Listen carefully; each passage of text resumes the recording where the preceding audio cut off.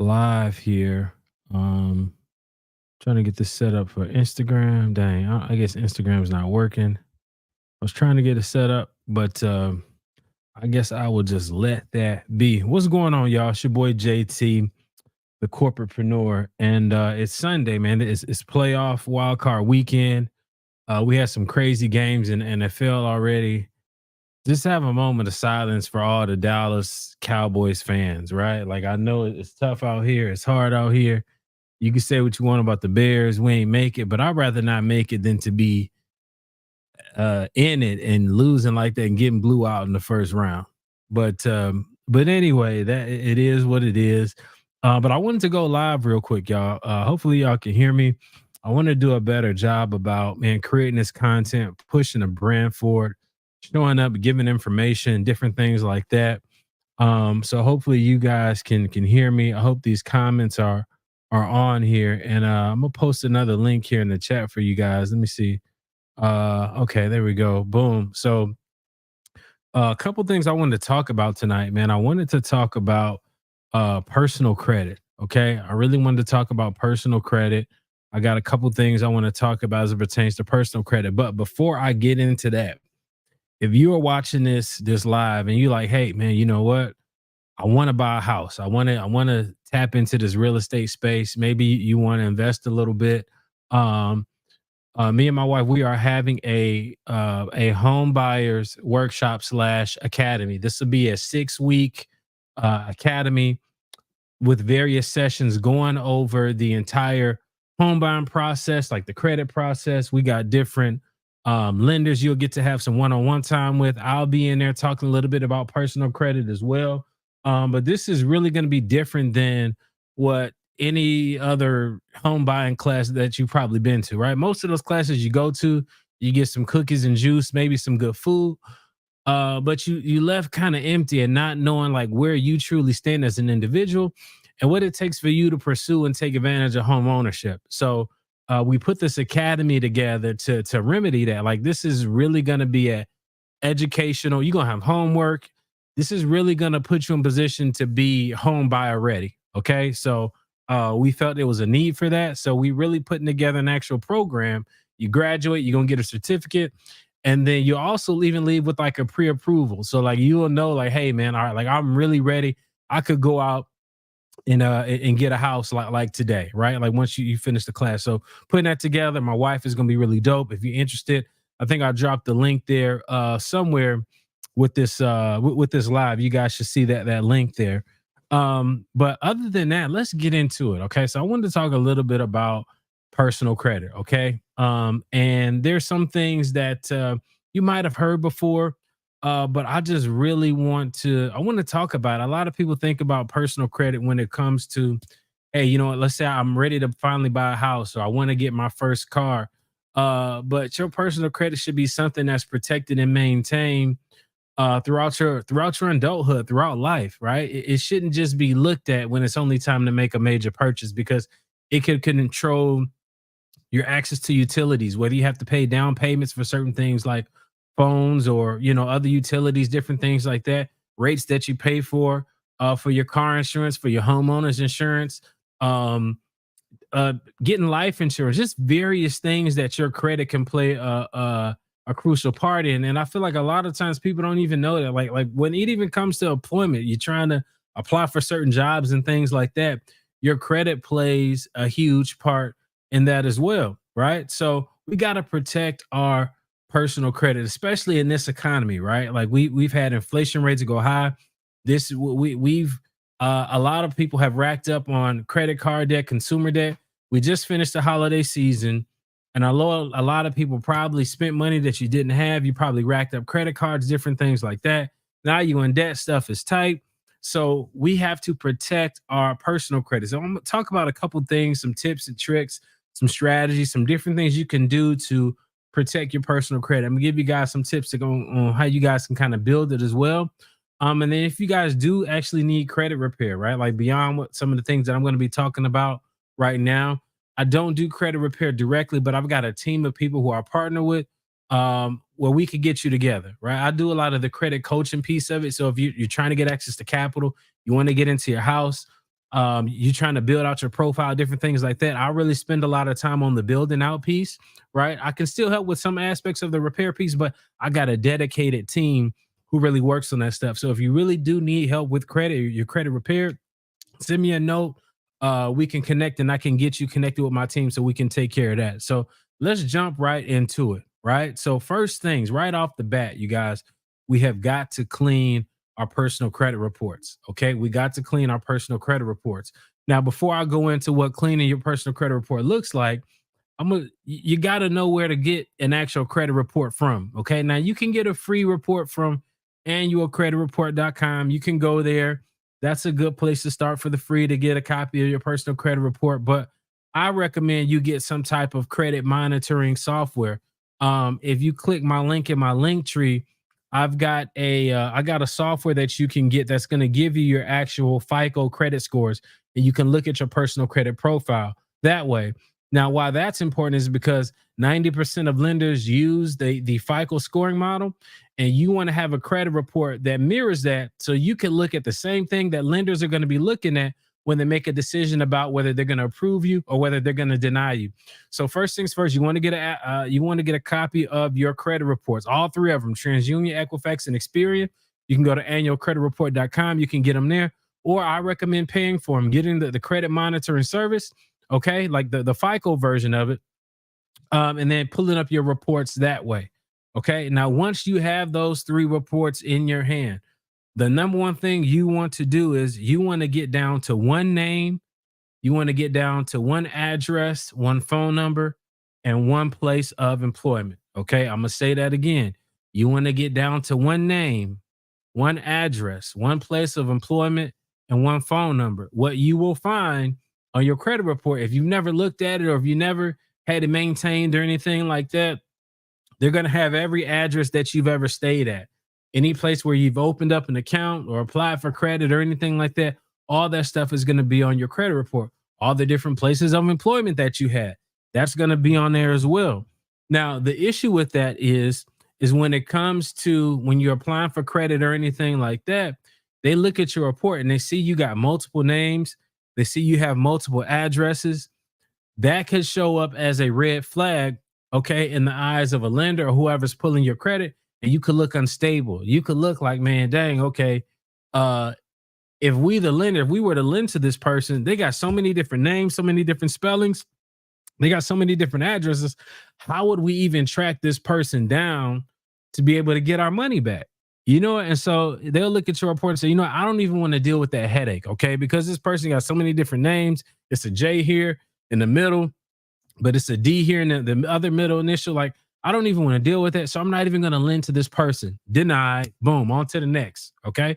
So it's important to clean your personal credit report. I always tell people, I had a story. This was like some years ago. I think we were going to like to get our house built, right? We were going to get our house built, and looked at my credit report. Somebody had like purchased a vehicle and it was on my personal credit. They bought a Honda Accord. I'll never forget. It was a Honda Accord. They had been making payments on it. Everything was working out like fine. They were making the payments on time, but it was on my personal credit, right? It was affecting my DTI when I was going to get this house. And so I didn't even know that happened until they pulled my credit. So that's another reason why you want to be vigilant. You want to be looking at your personal credit is because these data reporting agencies, they make mistakes. There's millions of people across the world who are in these systems, and it's easy for accounts to get merged, data to get messed up. And at the end of the day, you will be paying for it by getting denied access or having to pay more just to access certain things. So you want to make sure you clean your personal credit report. Let me see what else. What else do I have here? Um, hmm. Something else that I wanted to talk about real quick too. Let's talk about what your FICO score is actually made out of. Okay, trash or treasure. You may have heard this, but there's still some people who need to hear this message in terms of what to look for when it comes to their personal credit. So first and foremost, you got five buckets. Okay, you have five buckets that go into building out your FICO profile. Okay. So the first bucket here is going to be your payment history. Okay. So payment history is 35%, y'all, of your FICO score. Your ability to pay people back, okay, and pay people back on time. That's 35% of your FICO score. All right. So I always tell folks as best as you can, set things up on auto pay. Okay. So you don't have to worry about it. Right. You don't want to be, it's so much going on in life. Like we got work, we got kids, we got jobs, we got businesses we're running. Life comes at you fast and life happens for everybody. But the best thing you can do to prevent having one of these late payments hit you is to set up auto pay so that way you can truly protect your credit. One late payment could probably hit you for 100 to 150 points just by having one late payment. All right. So, and when the grand scheme of, in the grand scheme of credit, because this is worth 35% of your score, the last thing you want to have is a late payment. Now, you can go through the credit repair process to get late payments taken care of, but let's just think about that. By not having auto pay set up, now you got to pay hundreds, maybe even thousands, depending on how long it takes to get this off your report, just to get your credit repaired now, when all you had to do was set up auto pay in the first place. Okay. So we want to make our payments on time as best we can. So set up auto pay wherever possible. Okay. Um, the next thing is going to be your utilization or your amounts. Oh, now this is worth 30% of your credit score. Okay, this is worth 30% of your credit score. Can y'all hear me out there? Like, am I coming through clearly? Is this like, is my signal strong enough? Can somebody drop like a one in the chat or something? Let me know. It said I got two people on here. I just want to see if people can hear me before I keep going. I don't want to be out here bogus. Is there a heart in the house tonight? Anybody? Somebody? Scream. Okay, maybe y'all can hear me because y'all here. But anyway, so um yeah, your amounts owed, your utilization. Okay, that's extremely important. That's 30% of your score. Now there may be some videos or content out there, and people say, "Oh, well, just keep your utilization under, 30% or something like that, or around like 30%." Now, 30%, that's average, okay? And that 30% is still going to allow a lot of banking and financial institutions to make a lot of money off of you keeping your utilization at 30%. Okay. If you really want to build out your credit profile and you want to see it grow, if you're trying to boost your score, you want to have that strong profile, you want to have your utilization at like 10% or less. Okay. At 10% or less.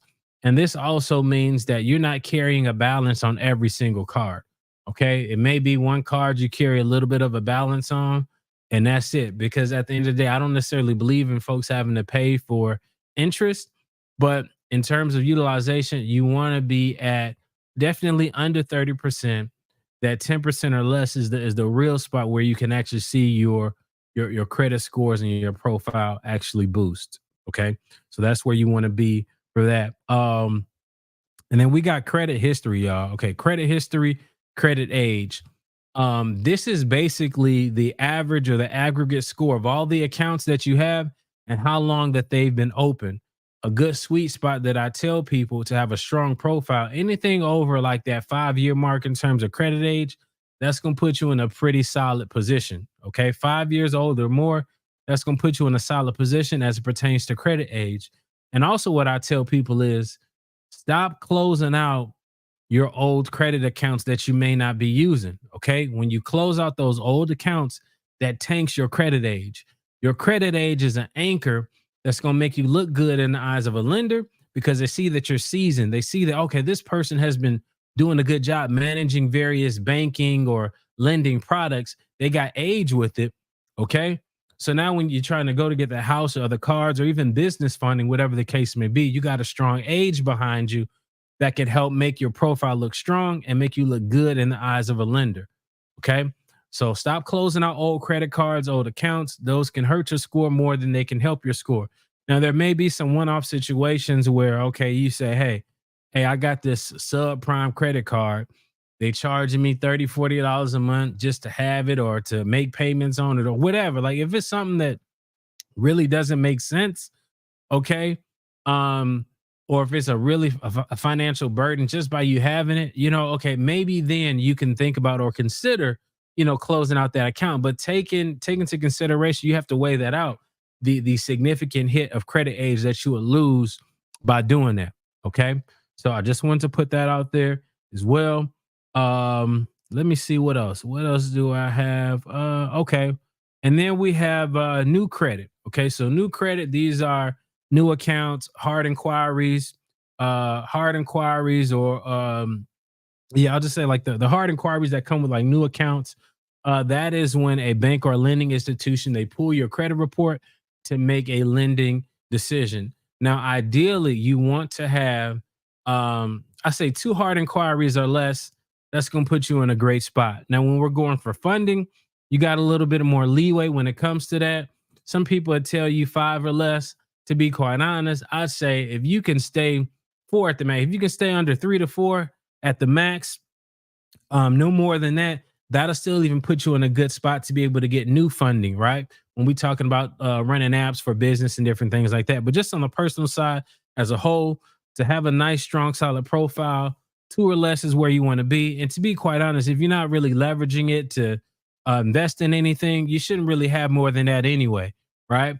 Um, and some people think that, oh, okay, well, hey, I don't ever want to apply for credit or anything like that at all. No, it's actually a good thing to apply for credit limit increases or to leverage your credit every couple years, 6 months or so, applying for limit increases or whatever the case may be. It just shows you're being a good steward with the credit that you have. Okay. So you don't have to not do anything with it, right?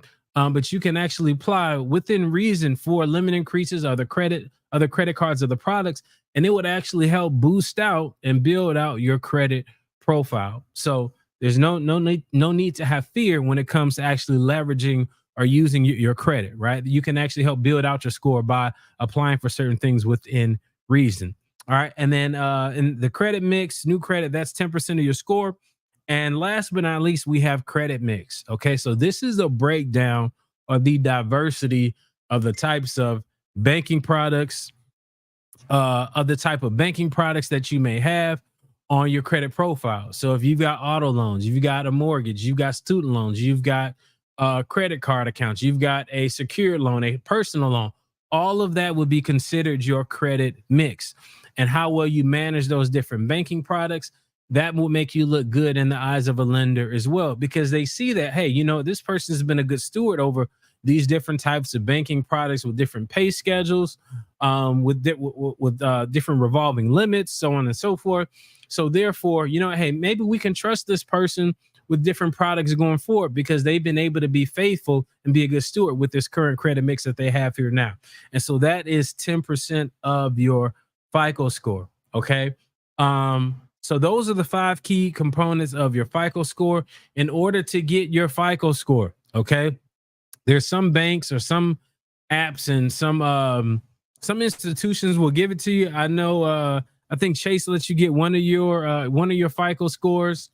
Some of these other credit card companies inside of their apps, they'll let you get some of your FICO scores, but those are the scores that you want to be looking at in order to determine your likelihood of getting approved for a house, a credit card, whatever it is. You want to be looking at FICO scores, okay? And a lot of people talk about Credit Karma. Hey, don't use Credit Karma because Credit Karma uses a Vantage scoring model. So things like a Vantage scoring model, they may give you certain credit or points for paying on collections or different things like that. Where on the FICO scoring model, you don't get any of that stuff, right? And then, like I said before, when I started this call, 90% of lenders are going to be looking at a FICO scoring model to make a lending decision. So you want to make sure you're looking at what the lenders are looking at, okay, in order to make a decision about you on the personal side or even your business, okay? And if you want to know where to get your FICO scores, there's a link in my link tree there that lets you, if you click on my score, get my credit score, my FICO score, you go there, you sign up. I think you could even get a 7-day trial, right? It may cost you $1 or $7 or something like that. You can get your FICO scores for like $7 or something. And you can pull all 3 reports, save them, look at them, Go back at them and clean your report like how I told you to in the beginning. You want to get down to one name, one address, one phone number. A lot of times you can call some of these credit bureaus and do this over the phone. I've got ebooks that kind of break down this process if you want more help with it. Or I'm not a player hater either. If you want to hop on Google, you can do that and figure it out that way. But you just need to make sure you have a clean credit report. Okay. So putting that out there, putting that in place. And then too, you guys, we got to start making wise decisions as it pertains to credit. Okay. Like, I know we may need vehicles, we may need to get around from point A to point B, but I'm looking at some people and some of these deals that they getting themselves into at the car dealership, it just ain't worth it. As soon as you sign the dotted line and drive off the lot, you already upside down. You financing cars that are years old with these extremely high interest rates. And like I said, I'm not bashing anybody because I know we got to get around, but we got to be a little bit smarter about getting ourselves into some of these situations. I know tax time is here. It may be a better bet for you to pay cash for another vehicle than to get into one of these predatory lending situations at one of these buy here, pay here lots, or just one of these unfavorable financing situations. And what the real issue is, man, people are in such survival mode. They sign up for these cars and they get these loans today, and they're in financial ruin the next 7 to 10 years off of one decision that they made today. Right. And I know, like I said, I know we got to get around. I know we need vehicles and different things like that. But some of these predatory lending practices at these dealerships, it may appear to be the answer to your problem, but you're better off trying to pay cash for something than financing something that's 10, 15 years old with a 15 to 20% interest rate on the vehicle. Right. So just different things like that. Also, too, we got to be mindful with co-signing for other people. Okay. I've seen so many people have credit jacked up because they wanted to help their kids or a loved one or somebody that they were dating or whatever for a period of time. Their relationship didn't pan out or something didn't pan out. And then now they ran your credit up or got your credit tied up to a car, a vehicle, or whatever. Maybe they defaulted on it or they didn't make payments on it, but they left you holding the bag, right? And now it's hard for you to get access to the things that you need, whether it's utilities, a phone, a house, car, whatever the case may be. You have got to protect your credit. Okay. What else? So let's talk a little bit about just some tips and tricks, right? If you're trying to build out your profile, you're trying to improve your score, different things like that.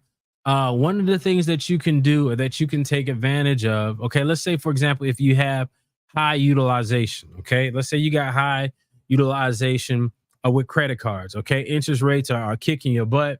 You can't get nothing. One of the things that you can look to do is to get a debt consolidation loan. Okay, you can get a debt consolidation loan or a personal loan, right? Don't get so caught up on the verbiage of what they call it. But you basically want a loan that you can take that a bank or lending institution will give you a lump sum of cash so that way you can pay off credit cards. Okay, you can pay off all your credit cards, but instead you will pay this loan back at a better interest rate. This is going to help you save money over time and get out of debt quicker. Now, you want to do this because most of your credit cards right now, y'all, the interest rates have went up to almost 30% on average. So if you got a credit card and you carrying a balance on it, you might have signed up and you probably got that credit card. And let's say you probably signed on at 15 to 18%. But because of the pandemic, the economy, the way things have kind of gone, these lending institutions have opted to cash in on that higher interest rate. Okay. When you sign, like I said, when you sign up for those credit cards, they give you a range. Oh, okay, we probably charge you 18 to 30% on this card. Now these credit card companies behind the scenes have opted in to charge people this higher interest rate, which is why your minimum payments have gone up. Your balances aren't going down. So what you want to do, like I said, you want to get a debt consolidation loan. Now, there's a couple places you can go to get these debt consolidation loans. You can go to Happy Money. You can go to Best Egg. You can go to SoFi. Those are a couple places. I got a couple credit unions that I refer people to as well to get some of these products to help with their personal credit. Also, what this is going to do, because installment loans are viewed differently than revolving credit cards. This is going to help you boost and build out your personal credit as well. This is like a hack or a gym, whatever you want to call it. But by leveraging a personal loan or debt consolidation loan and paying off credit cards, it's going to build out your personal credit score. Okay. Um, so we talked about that debt consolidation. If you have high utilization, also you could try to ask for credit limit increases that don't require a hard inquiry. Places like Citibank will do that. Navy Federal, American Express. Who else would do that? I believe Bank of America, just to name a few. Those are like four that are like on the top of my head. I made a video about it a little while ago. Maybe I'll try to find that video. But yeah, those are some lending institutions where you can ask for a credit limit increase, not get a hard inquiry, and then it will help with your credit utilization, which will help build out your personal credit score. Okay. And then two, so for people, let's say, maybe your credit is young, right? You need to take advantage of, you need to add positive accounts to your credit profile. Okay. If you click the link in my bio, boom, I have there's a Boom Pay. Boom Pay, you can go on there and you can report your rent. You can backdate it for up to 2 years. This is going to add a positive trade line to your personal credit. So if you're trying to get a home or car or whatever, you're trying to do anything with your credit and you need positive accounts to add, reporting your rent payments will be something that is huge, okay, to building out your personal credit profile. You can also do installment accounts, self-lender, okay? You can go there, you can get one of their installment accounts. You could or it's basically like a secured loan. You put your money up, and they'll set up an installment account. You can do that. You can do pledge loans at credit unions. Now, what you want to do with that is, let's say it's tax time is coming up, right? I'm gonna give you guys a strategy. Tax time is coming up. You're trying to build out your personal credit. What you can do is Navy Federal is really good for this. This is why a lot of people like them. I believe you can do this at PenFed too. I'm sure there's some other credit unions, but those are two that come to mind. You can go and do a pledge loan. And with this pledge loan, how you want to set it up is you would go take part of your tax return. Let's say you got $2,000 to play with. You would put that $2,000 into a pledge loan with Navy Federal. And then Navy Federal is then going to give you, they're going to give you your $2,000 back. Okay. And then what you're going to do is you're going to pay that loan. You're going to pay down 90% of the loan and then stretch out the rest of the term of the loan for, let's say, 2 years. Okay. That's going to do two things for you. You're going to have a loan showing on your personal credit that is 90% paid off, which is going to increase your utilization. And it's going to help your personal loan bucket, showing that, hey, you know what? This person had a personal loan that paid off 90% of it. So that utilization is extremely low. And now you're making payments on the rest of it. You can stretch it out for 2 years, right? You might only be paying $10, $15 a month, but those small payments adding up. Now you're building positive payment history. You have a 90%, you got 10% utilization on a loan that you have now from setting up this pledge loan, and you're making your credit profile look stronger in the eyes of a lender. Okay. And I hope I explained that pretty well for you guys. So you can go $2,000. You pay down $1,800 of it with the pledge loan. You make small payments on the other $200, stretch that out for 2 years. You got 90%. You've got 10% utilization showing on a personal loan. And then you're going to make those payments over time to help build out that payment history and ultimately build out your credit profile. Okay, so this is just some tips and some guidance to kind of help you guys, okay, on how to protect that personal credit piece. All right. And with that, man, I just came on here. It's been about 30 minutes. I didn't want to stay on here too long, but I just kind of wanted to bless the timeline real quick. And like I said, I want to do a better job of giving information, talking to folks. Can't post comments to some destinations. Okay. Yeah, I thought I would have had some. I guess I don't have any comments on here. I thought I had some comments on here. I don't have any right now. But yeah, I just wanted to come live real quick, you guys. Bless the timeline. And if you're out there and you're saying, hey, you know what? I want to buy a house, but I don't know how. Like, I don't know what it takes to be home buyer ready? What are some of the things I need to be looking for, or some of the things that I need to do to put myself in position to purchase a home? We have the Home Buyers Academy coming up, y'all, and I want y'all to tap in. It's with my wife, Sold by Chanel. She's going to be teaching the class as well as some of our other friends and industry professionals. I'll be there doing a session or two as well, talking about the personal credit piece. We're going to be talking a little bit about some alternative financing as well. Some of you guys who want to become real estate investors, we're going to talk about how to get capital for that. But just really setting people up for success with the home buying process. Okay. So that's all I got, y'all. Just wanted to come on, bless the timeline real quick. I might leave this replay up for a little bit so you guys can watch this again, learn. Hope you guys get something from this. And until next time, I'll talk to you soon. Y'all stay warm, be safe. Have a blessed night.